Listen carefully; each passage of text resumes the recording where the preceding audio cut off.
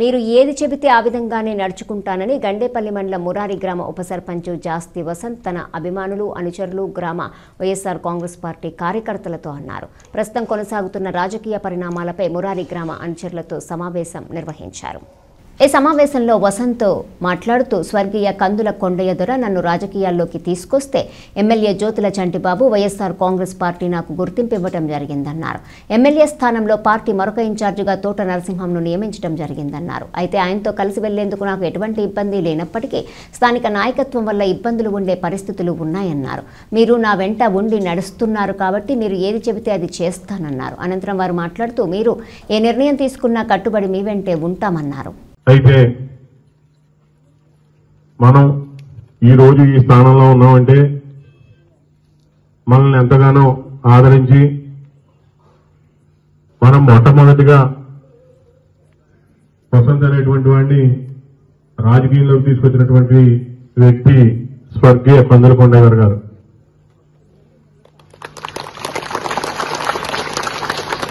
అయితే తదనంతరం జ్యోతుల చంటిబాబు గారు మన రాజకీయాల్లోకి తీసుకువచ్చి మళ్ళీ మనకంటూ ఒక ప్రత్యేకమైనటువంటి స్థానాన్ని కల్పించి రాజకీయంగా మన మండలంలోనే కాకుండా నియోజకవర్గంలో మురారి వసంత్ అంటే తెలిసే విధంగా నియోజకవర్గం అంతటా పరిచయం చేసినటువంటి వ్యక్తులు జ్యోతుల చంటిబాబు గారు, వారి తండ్రి అయినటువంటి జ్యోతుల రామస్వామి గారు మరియు వైఎస్ఆర్ కాంగ్రెస్ పార్టీ. అయితే ఈరోజు మనకింత చేసినటువంటి మనం నమ్ముకున్నటువంటి నాయకుడికి టికెట్ లేకపోవడం, ఈరోజు మనం ఈ యొక్క కార్యక్రమాన్ని ఏర్పాటు చేసుకోవడం కూడా చాలా బాధాకరమైన విషయం. అయితే ఈ నెల రోజుల నుంచి ఏం చేస్తారు, ఏంటి, ఏం చేస్తే బాగుంటుందని రకరకాల ఆలోచనలు మనందరికీ రావడం జరిగింది.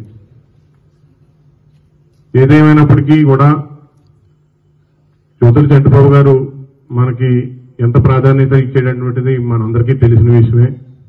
దాంతోపాటుగా వైఎస్ఆర్ కాంగ్రెస్ పార్టీ కూడా మనకు గుర్తింపు తెచ్చి మనల్ని ఆదరించడం జరిగింది.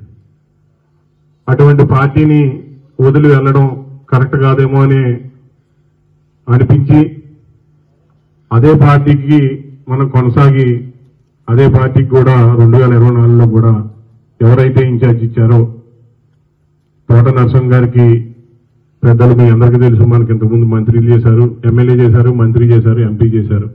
ఆయన మంచి వ్యక్తి.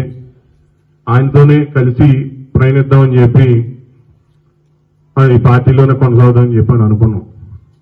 అయితే ఇక్కడ ఉన్నటువంటి లోకల్గా ఉన్నటువంటి పరిస్థితులు ఇచ్చా ఆయనకి మనం అంటే ఇష్టం ఉన్నప్పటికీ కూడా కారణం ఏదైతేనో మనకు అటు నుంచి సానుకూలమైనటువంటి కబురు ఇప్పటి వరకు కూడా రాలేదు. లోపాకారంగా ఏవో జరిగాయి. అయితే అవన్నీ మనం ఇప్పుడు మాట్లాడుకోవడం కరెక్ట్ కాదు.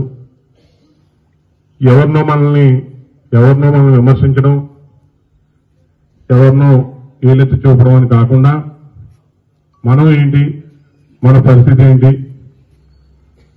మనం నమ్ముకున్నటువంటి మీ అందరికీ నేను ఏ విధంగా అయితే ఉపయోగపడగలను, రేపు పొద్దున్న అధికారం రావడం అనేటువంటిది వేరే విషయం.